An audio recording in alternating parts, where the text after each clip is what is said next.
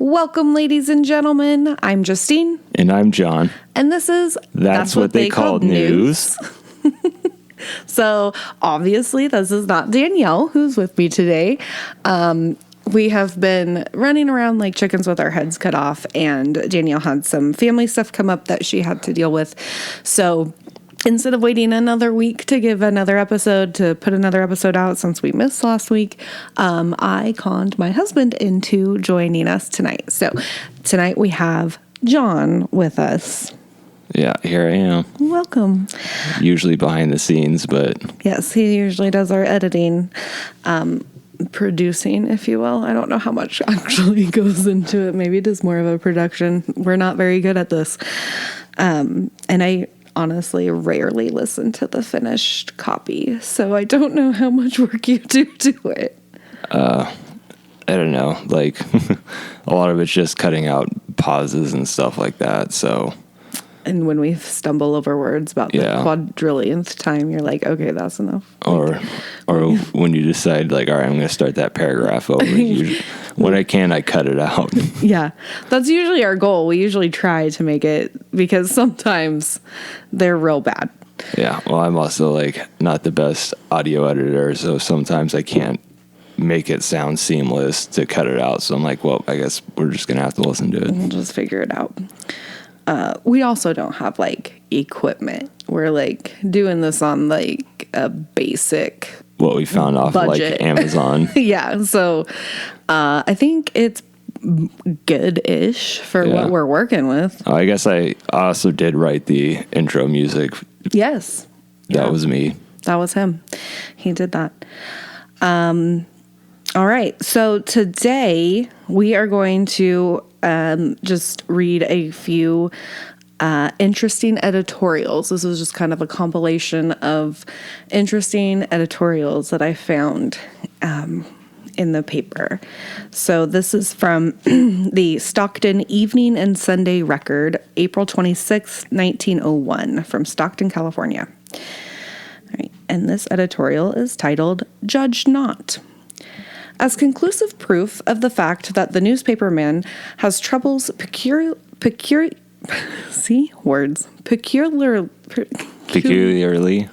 his own, the Record submits the following. Mr. Editor, I have been a subscriber to your paper for a long time and had looked upon it as a clean, desirable paper for the home.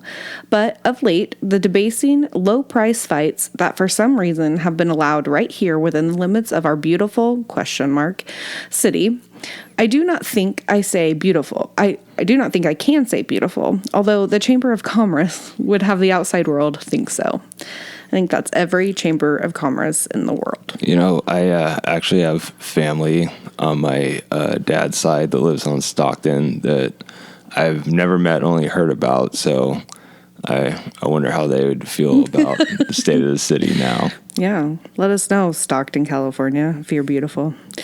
But any city with over 100 saloons and, I suppose, as many brothels, with its prize fight rings, which, as your issue this evening says, quote, was well attended, no city of such character is beautiful. It is only the outside. We can liken it to the Pharisees. Quote, for ye are like unto whited sepulchres, okay, which is a small room or a monument, which outwardly appear beautiful, but inwardly are full of dead men's bones and of all uncleanliness. I think it wrong for the Chamber of Commerce to do as they are doing in order to attract immigration to this wicked city. That was a beautiful picture you sent into my home. Please take a paper and scan each page. Would I not feel proud of such a beautiful son? Would I not feel proud to have a daughter of mine marry such a being? How it charms one to look upon it. The reporter must have felt honored to be in such company. The language he uses in his report is very elevating. I thank the dear Lord that I am not so low in the scale of life as to enjoy such reporting, and your paper, with Christian men on its staff, ought to be ashamed and to send out into the Stockton homes such trash for our young to read. This writer is not very happy. He's real salty. Like, apparently like can't have boxing or hookers. It's just not. Nope, not allowed. Not in the great state of California. Yeah. I think the WCTU women have a good field for work right in your office. Don't talk about the mall until you have cleaned your own paper, and do as Jesus would have you to do. We need more Mr. Sheldons in the land, as we do more Mrs. Nations. I would like to see a little smashing done in this city, but not in the smashing of heads and noses.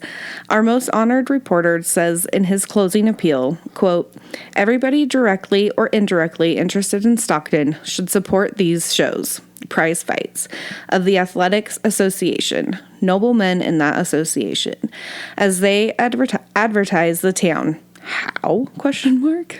Far more than any on, quote, or parentheses, the low class thinks. I heard some fine sermons on Sunday. One was on Christian, quote, Christian living, and the other by Mr. Sink, quote, advice to young men in regard to united with the church early in life, end quote. If they take your paper and read these beautiful articles on the beauty of prize fights and look long on the lovely pages you have set before us in our evening paper, they will soon be on the road to Zion.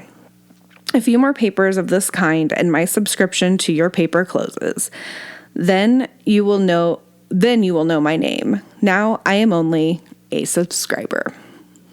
So they're like, it's bad enough that you write about these prize fights, but you write about them so beautifully. How dare you be a good writer? Yeah, how dare you use your eloquence to glorify violence? That's so not okay. They're really mad about it. All right. You want to do the next one? Or you want me to keep going? Is this a different one? Yeah, I think so. Or is it a continuation? I think it's continuing. I think this might be like a note from the editor, like commenting on. Oh, okay. All right. Yeah. Okay. All right. So now that was on April 20. Okay. This is from the paper of April 26th, but this is from April 18th in Stockton. And I believe this is in response to the editorial just written. It is plainly apparent that the foregoing communication was written by a good Christian woman, but still we cannot help wondering if it evinces, the same spirit that the meek and lowly Savior endeavored to inculcate. I had to look up a couple of those words, so I'm going to share those with you guys because surely I'm not the only one who doesn't know it. So evinces means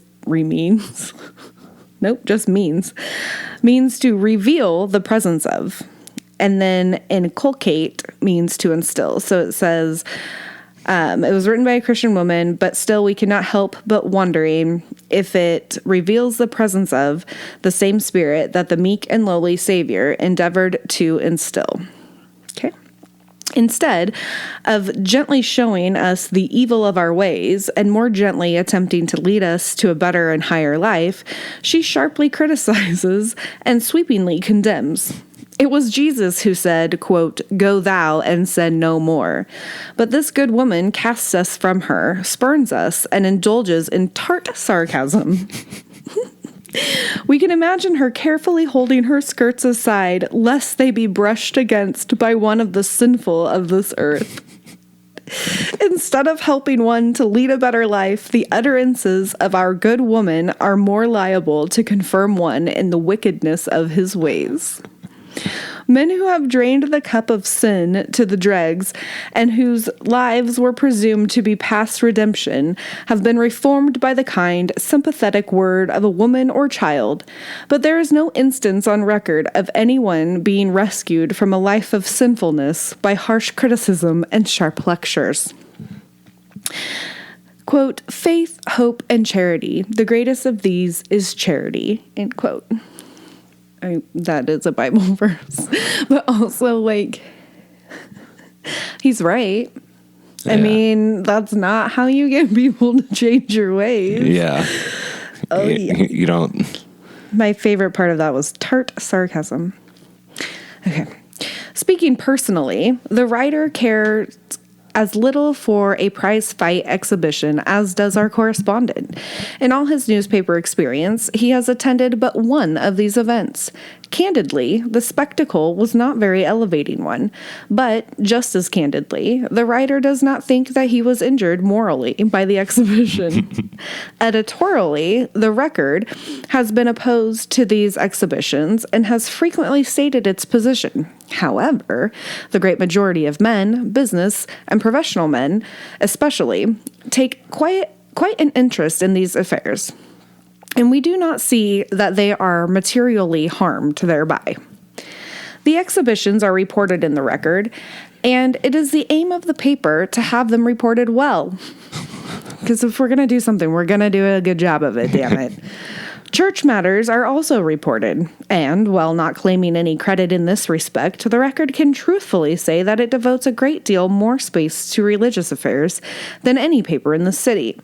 It does this simply in pursuance of its mission, which is to furnish the news. If the Record devoted itself merely to one line of news, it would cease to be a newspaper and become merely a class journal, and an organ for the particular fad or ism that it endeavored to advance. It sounds like the newspapers of today. A newspaper covers the range of the world's happenings. The better it covers them, the more nearly it fulfills its mission. Newspapers are not, as perhaps our correspondent may imagine, published for the purpose of promoting either good or evil. They are published for the same reason that people engage in any other line of business. Usually, a newspaper will be found to be about on a par with the moral standard of the community in which it is published. There is nothing in this world wholly good or wholly bad. This is true of newspapers, as of all things else. Therefore, give the newspaper credit for what good it may do, while condemning it for the bad, but do not condemn indiscriminately and see only for the bad. Mic drop. That was epic. That was my mic drop. That was a great response. He clearly didn't care for the letter. No. Like, shut the F up, woman. Sit down. I don't mean that in a bad way. I am the biggest feminist in the world. But, like, yeah. He told her, shut up and sit down. Yeah, faux show. Do you think, like, she's cross-eyed from, like, looking down at people? She's like, she read the response. She goes, well, I never. We're in California, not the South, but that's how I imagine her saying it. All right. You want to read the next one? Sure. All right. An unfortunate calf.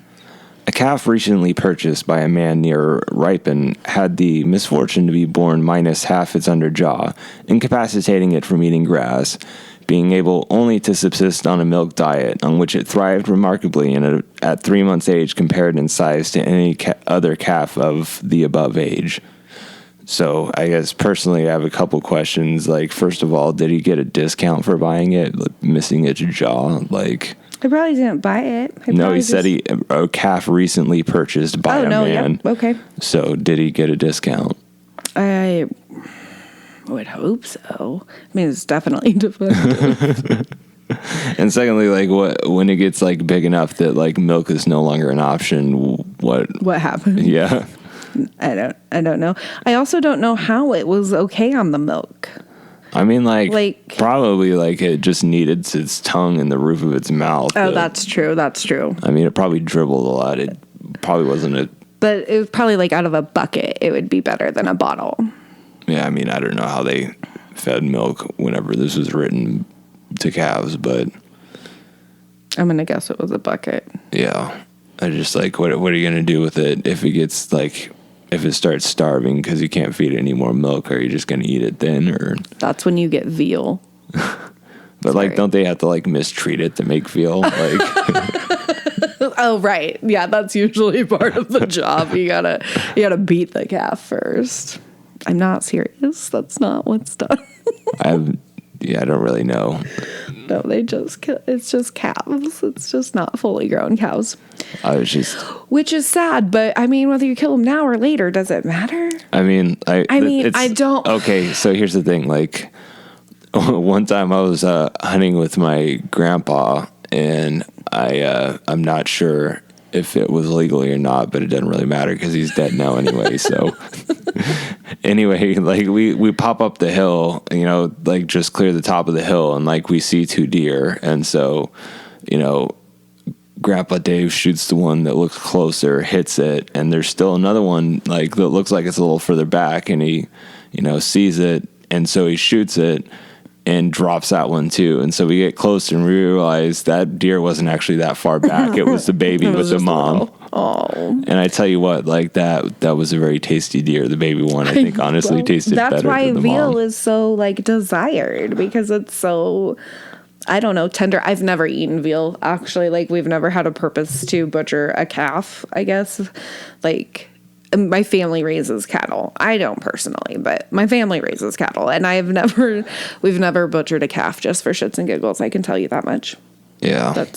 We do raise steers purely for the point of feeding the family, but, you know, 1 or 2 steers will last our family a year with all of our extended family. So I think it's pretty well worth it. I don't know. Seems to be. I get my hamburger for free, so it works for me. Thanks, Dad. Thanks, Mal. I appreciate you. All right. This one is called A Culinary Genius.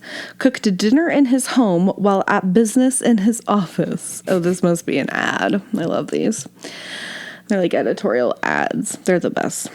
The ordinary man is nowhere more out of place than in the kitchen. All rules have their expectations, however. Nope. Jesus. All rules have their exceptions, however. And a correspondent sends a story of a man who might have led armies, perhaps, but was certainly equal to culinary emergencies. I feel like that's you. I feel like this might be a story about you. All right. In the absence of his wife and family, it became necessary, as he thought, for him to cook his own dinner. And in the view of the fact that he was a man of business, his presence was also needed downtown at his office. What will he do? Now, the same body cannot be in 2 places at once, and this well-known consideration would have settled the question for an average man. He would have either spent his forenoon in the kitchen or gone to his office and lunched out. This, however, was a man to whom physical laws do not courtesy even as custom to great kings. The case stood thus. He was to have a boiled dinner, and would have it done to a turn, piping hot and ready to serve at his homecoming. The meat, turnips, and beets, therefore, which require a longer time, he put on before leaving the house. The potatoes and cabbage, needing less time for cooking, were put on the cover of the pot. Then he dropped a string through a hole in the edge of the cover, ran it through a loop suspended from the ceiling, and thence down to the sink. In the sink hole, he firmly stuck a candle, to which, 2 inches below the top, he tied the string. Last of all, he lighted the candle and went to his business. In 2 hours, or about half an hour before he was to return, it was time for the vegetables to go on the cover to go to their appointed place. The slowly descending flame burned the string, which released the otherwise unsupported edge of the cover, which dropped its burden into the pot and fell back where it belonged. When the genius reached home, his dinner was ready. From the Youth's Companion. You know, like, what I think was really funny listening to you, like, say that the whole time, I was just thinking, like, if this would have happened nowadays, like, what was, like, 4 paragraphs in a newspaper would be, like, a 20-second TikTok video, like. Right? Absolutely. Also, thank God for slow cookers, am I right? Yeah. Love me a crock pot. You still got to solve the timing issue. Yeah, like, if you're going to have cabbage in it. I don't know if you've ever had cabbage in something like that. I don't enjoy cabbage. Soggy. Really? I like it crunchy. Well, better. like that's the thing. Like that's why I don't like if you ever have crap, I forgot what it's called now. It's like the Korean stuff? no, it's a cut of meat Oh. that not brisket. Anyway, like I usually like would put like the cut of meat in there and then like potatoes and carrots with it, and then I'd wait till about half an hour before it'd be done ready. Corned beef? Yeah, corned beef. Blech. You and my mom could celebrate something there Thanksgiving. St. Patrick's Day. What I'm saying is that I only like cook the cabbage for like 30 minutes, so it's still crunchy. Like I don't let it cook all day. So what I was trying to say was like I'd still have the same problem because With the timing. Yeah. Well, now you know how to solve your problem. Yeah, I don't know. That's a little analog, low tech. All right, so you're gonna build a robot. Yeah. Or set a timer on your phone because you're home it's anyway. It's 2024. We have 3D printers. All right. Next one's about fighting a wildcat. You want to read it, or would you like me to? You can go ahead. All right. Fighting a wildcat, an adventure that made one man shy of that kind of beast. What? No way. He is willing to go a long way around to avoid ferocious animals, even though science says they will flee at man's approach. All right. I have read in the papers certain scientific assertions, that no wild animal will voluntarily attack or pursue a human being, but that, on the contrary, the fiercest of them, as tradition and the tales of woodsmen classify them, will make haste to escape the possible sight of man, unless, in desperate cases, hunger may urge it to approach him, its most dreaded foe, such cases being extremely rare. That was one sentence. Whew.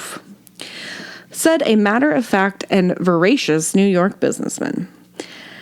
If that is so, I had a little experience once with a wild animal that must have been the most desperately hungry beast that ever longed for food. The occurrence was in northwestern Pennsylvania, where one winter, I had some business that called me 10 miles from the county town to one of the backwoods districts. It was late in the afternoon when I started on my return to the village. It was over a lonely, narrow, crooked mountain road, bordered by deep woods much of the distance. Toward dusk, I was rounding a short turn in the road. My horse, which had a good deal of spirit, shied suddenly and sprang forward on a ferocious run. At the same instant, an animal with glaring eyes plumped down from somewhere and landed in the sleigh at my feet. Oh my God. It had evidently leaped from a tree at the horse, the quick movements of which nervous animal had defeated that purpose, and the attacking animal had alighted with its forefeet on the robe that lay across my lap. It glared ferociously at me, with its face not more than 2 feet away, as it clung to the robe with its sharp claws, growling fiercely. I had never seen a wildcat, but I knew instantly and instinctively that I had one to deal with here. Well, I instinctually, this is a wildcat. Yeah. I just know that. I don't know how. It's instinct. I just know that thing looks like it wants to eat me. I'm sorry. I mean, like, myself. to be fair to that guy, like, you know where my grandma's, where I showed you out in there, like, yeah. Up in the forest up there, I ran into a mountain lion one time in the middle of the night, and I kind of know what that guy means, because it's like an instant primal caveman, like, adrenaline dump. Do you suppose when they say wildcat, they're talking like mountain lion, or Yeah. are they talking like bobcat? I mean, usually... Because in Kansas, the wildcats are like mountain lions. Yeah, I imagine... I mean, I guess it really could be either in this case, because... Right. I mean, it's in his lap. Yeah. Okay, anyway. Oh, I knew I had one to deal with here, and it seemed to be a very large and savage one at that. I had no weapon, but fortunately, the whip that stood in its socket on the dashboard was loaded at the butt. Clinging to the reins with my left hand, the horse was running away. I quickly drew the whip from the socket and struck the wildcat on the head with the heavy butt. That caused the animal to loosen its hold on the robe and dropped into the snow at the side of the sleigh. But the agile and furious beast was up in a fraction of a second and with one bound sprang on the back of the sleigh, which had a low body. Although the horse was running madly away along the narrow and crooked road, throwing the sleigh from side to side and threatening it constantly with destruction against some rock or stump, I was obliged to drop the reins and leave the result of the runway to chance. For the wildcat was struggling desperately to gain a foothold in the sleigh and fight me at close quarters. I knew that if the sleigh should happen to come into collision with any obstacle heavy enough to wreck it, I would be no match for the catamount. That's mountain lion. Right? Catamounts? Probably. Now wrought to the utmost ferocity, fighting it on the slipping snow, even if I were unharmed by the collision. So I strained every nerve to conquer the determined beast while I still possessed the advantage of foothold in the sleigh. This is intense. Once I thought it was all up with me, for as the sleigh was carried abruptly round a short turn in the road by the speeding horse, one runner struck a stone or a root, and the sleigh careened and ran at least 50 feet on the other runner alone. I mechanically threw the weight of my body toward the upper side of the sleigh, all the time raining rapid blows on the head of the wildcat with the butt of the whip, and forced the sleigh down to its balance on both runners again. A few more blows after that, and I was rejoiced to see the determined and tenacious beast first loosen one claw, hang for a second or so by the other, while it tried to seize the top of the back of the sleigh again with its teeth, and then tumble to the road and lie motionless in the snow. Whew, I would have been taking a big breath at that moment. I dropped back in the seat, limp and weak and too much unnerved to make the least effort to obtain control of the runaway, which was still rushing wildly along the uncertain road, made still more uncertain by the gathering darkness. The horse ran at least 3 miles farther and then began to slow up, and at last stopped halfway up a long and steep hill from sheer exhaustion. I had by this time recovered sufficiently to take charge of the horse again and drive the rest of the way to town, which wasn't far, and where I arrived with the horse covered with foam, a sleigh splintered and covered deep with scars and scratches made by the desperate wildcat, and myself so badly used up by nervous shock that it was 3 days before I was able to get about again in anything like good condition. I never heard whether the wildcat was killed by my blows or not, but I have the idea he was. I hope so. Science may be all right in declaring wild animals will hasten to flee at the very suspicion of man's approach. But if ever I am going anywhere and there are wildcats in that direction, I'll go around some other way. New York Press. That was an intense story. Wait. Yeah. That was, man. Yeah, I'd avoid it too, for sure. Yeah, that kind of reminds me of, like, I saw this one picture, this, like, what is it? Is it jaguars that they have in Africa, or is that in South America? Jaguars? I think those are in South America. Is it leopard? No, leopard. Okay, yeah. Yeah, leopards are in Africa. So I was saying, like, I think it was like this Dutch guy or something, this like juvenile leopard, like tried to attack this guy in his sleep, like crawled in his tent, like while he was out in the safari. And this was like terrifying. A 6'5" guy. And like, he like strangled the thing to death with his bare hands. And like, you see a picture of him the next morning, and he's all patched up, and there's like a dead. That's terrifying. There was that one story not very long ago about a hiker in Colorado getting attacked and fighting. I think it was actually a juvenile too that he ended up strangling to death, like in a similar story. Yeah. Yeah, wild. I've never actually encountered a mountain lion. Oh no, am I still here? I hit my mic.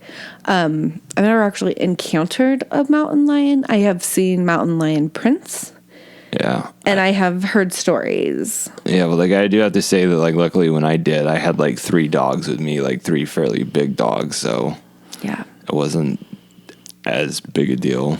Yeah, I know they're in our area for sure, but I've never come across. I'm also not, out in the wild very often.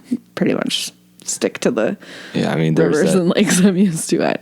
The bobcat that's around here, but yeah, I've seen bobcats. I've seen bobcats, but not mountain lions. All right, I'll do this one. Okay. Vitality of germs. What becomes of them after their victim is dead? In a recent number of a German journal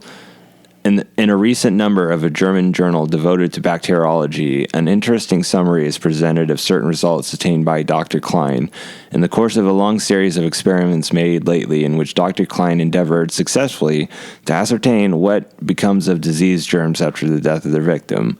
These experiments had a very decided practical value, as the conditions which they proved to exist dispose effectually of one of the arguments which has been made, I know they write which has weird. been often used by advocates of cremation. Yeah. That one, my iPad, for whatever reason, just formatted that really weird, and I was... These latter have held that disease germs could retain their vitality for an indefinitely long period in the buried body, and that therefore cemeteries, in addition to being harmful because of decaying organic matter which they contain, were positively dangerous because they acted as immense storage reservoirs for the bacteria of the different diseases. Dr. Klein's results correct this mistaken idea. In order to carry out his experiment satisfactorily, he buried animals which had died from certain known diseases, disinterred the bodies at the end of varying periods, and examined the organs for bacteria. The bacillus of Asiatic cholera was still living at the end of 19 days, but after being buried for 28, no living specimen could be found. The typhoid fever bacillus was enabled to exist for about the same length of time, while the germ which caused the bubonic plague was able to survive an interment of 17 days, but was never found living at the end of 3 weeks. The bacillus of consumption lives for but a short time after the death of its victim. Dr. Klein always found it without difficulty in the organs, but was never able to obtain a successive culture. What is perhaps of greater importance, he was never able to cause tuberculosis by injecting the bacteria thus found into the system of a healthy animal. Well, thank goodness for that result. Yeah. I guess. I mean, that's how they figured things out back in the day.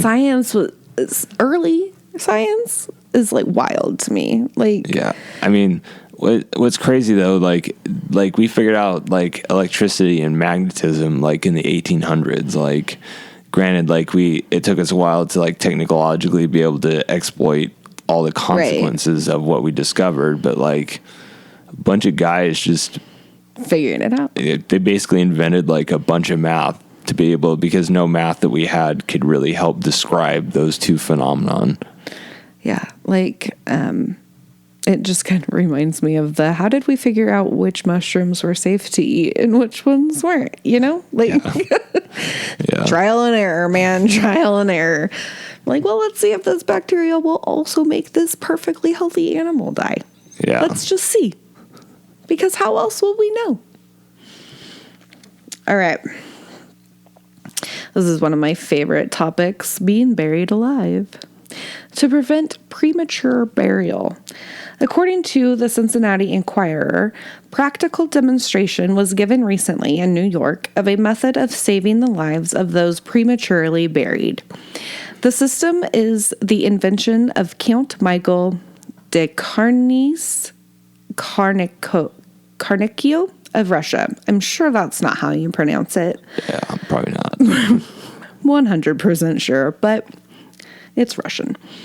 Count Carnicchio's apparatus consists of a tube 4 inches in diameter, a box, and a few appliances for signaling. I'm guessing that's signaling. No, like signally is actually a word they used to use, like. Oh. To mean signaling? Yeah. It sounds like it, signaling. Yeah. Okay. The tube is placed over an aperture in the coffin, and the other end of it appears above the surface of the ground, where it is surmounted by the box. Through the tube passes a rod, on the end of which, inside the coffin, is a ball. The slightest movement of the body in the coffin is communicated to the rod, which in turn releases springs. The door of the hermetically sealed box flies open. The bell rings, and the signal ball rises above the grave to a height of 6 feet. At night, a lamp is placed overhead, and in the event of the supposed dead recovering consciousness, there is a ray of reassuring light. Oh, I'm not sure that would be reassuring at that moment in time. If you've been buried alive and there's all of a sudden a light, you might be like, am I really dead though? Yeah, like... Don't go towards the light. But maybe the attention of the watchmen of the cemetery may also be attracted by a rocket. That's subtle. Sorry.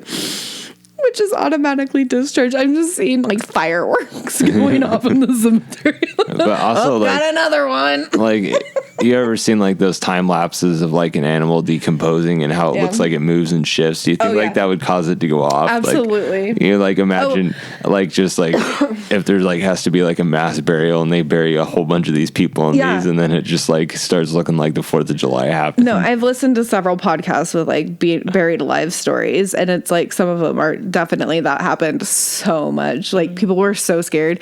But yes, like when you do die, like they didn't do embalming or anything, so like all those gases, like yes, your body moves. Yeah. When it's like, you know, talking about being buried alive, like I read something where they were talking about like they think one possible like origin of like vampires is like digging up people and finding that they are like still alive, like, or like scratches on the coffins and stuff. That's creepy as hell. And it did happen, like a seemingly ridiculous amount. I mean, like, I don't have statistics for you. It's not like they had like EKG machines that like tell like like people just were sleeping real hard and got but they had to bury you quickly because again they didn't do the embalming, so it's like they had to get your ass in the ground so you didn't start smelling bad. And so like I love the Outlander books, and if anybody's ever read the Outlander series, that happens in one of the books, or this TV show, I'm sure.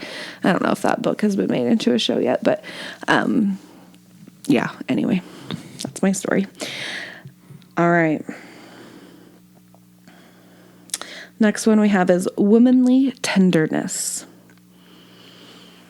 Don't talk to me about the tenderness of a woman's heart, said the man who hates women, though he has never been married. She hasn't any. I was traveling recently on a through train to New York from the West, and in the morning, just after the most of us had dressed and were sitting in the end of the car, the conductor came and called 2 men away. One of them belonged to an intelligent and well-dressed woman sitting opposite me, and when he came back, she asked him what the conductor wanted. Why, said the man seriously, the man in lower 8 has been found dead. The woman's eyes widened, and I thought she was going to say something sweet and sympathetic, but she didn't. What she said was, why, how thoughtful... I'm going to start that over. Okay. Why, how thoughtless of him, in a car with all these women, too? Don't talk to me about women. The Washington Post. Don't talk to me about women. I mean, the audacity. You didn't die with all these women present. How dare you? Horrify those poor creatures. They're so sensitive. I mean, honestly, I am. I'd be horrified, but... All right, I'll do the next 2. All right. Cooked underwater. An Englishman made a wager that he could cook a plum pudding 10 feet beneath the surface of the Thames and won the bet by placing the pudding in a tin case and putting the hole in a sack of lime. The heat of the lime slaking when it came in contact with the water was sufficient to cook the pudding in 2 hours. I wonder how much money he won. I don't know. It's like a pretty ingenious use of chemistry, though. It really is. Yeah. He was a really smart guy. I hope he won enough money for it. Yeah, I don't know how much a sack of lime cost, but... I don't either. Senator Depew sneeze. Achoo! Senator Depew gave one of his famous sneezes in the Senate one afternoon recently. The explosion came in the midst of one of Senator Bacon's most eloquent periods. It upset the gravity of the Senate for fully 5 minutes, and the throngs in the galleries laughed so spontaneously that the presiding officer had to rap for order. A few of Senator Depew's sneezes and a graphophone would make a fortune for the man who could bottle their musical expression for the delight of generations yet unborn. Did he just say he had a girly sneeze? That's adorable. For the generations yet unborn. That's so cute. He must have had a fabulous sneeze. I wonder, I really wish I could smell it. I was going to say smell it. That's not. Yeah, I mean, like, maybe the guy was right. Maybe they should have saved it. Because now I know what it sounds like. I want to know. Where's that graphophone? Graphophone. Is it bedtime yet? My goodness. All right. The hotel check problem. A question of whether to offend guests or risk losing money. A hotel clerk was standing behind the desk with a disconsolate. Thank you. Disconsolate look on his face. "What's the matter?" asked a friend. "Matter?" said the clerk. "Why, it's the same old story. I've been stuck for another check. This check business causes us hotel clerks more trouble than anything else in the world. There's a general rule in hotels that no check shall be cashed, but very often travelers run short of money. It is good business policy to cash these checks when you can to be sure that they're all right. No hotel can afford to be continually offending guests. At the same time, if a clerk cashes a bad check, he has to stand the loss. The average hotel clerk has learned by bitter experience to be a pretty good judgment of human nature, but every now and then he slips up. Only a week ago, a big, splendid-looking fellow came to me and got me to cash a check for $20. I sized him up and decided that he was all right and that he was a good man to keep among the steady patrons of the hotel. A few days later, back came the check with no funds marked across it. The result was that I was out $20. While the clerk was talking, a swagger-looking woman came up to the desk and, smiling sweetly at the clerk, said, "Will you please cash this little check?" The clerk was all graciousness. He took the check and examined it carefully without saying anything. "Oh, it's all right," said the woman. "Of course, if you don't want to cash it, you need it. Mr. So-and-so knows me quite well, and you can telephone him about it if you want to, but it would save me a great deal of trouble if you could cash it for me now." "Certainly, madam," said the clerk, and then he went over and held a consultation with the cashier. They decided the woman was a good investment and gave her the money. She went away smiling, and then the clerk said, "Now there is just about an even money chance. If I hadn't cashed that check, she would have been highly insulted and would have talked about this hotel as long as she could remember. If she's all right, she would be a good customer. But if she isn't, I'm out another $25. The New York Sun. It had to have been so easy for people back then to just do that shit. Just defraud people. Yeah, like all the time.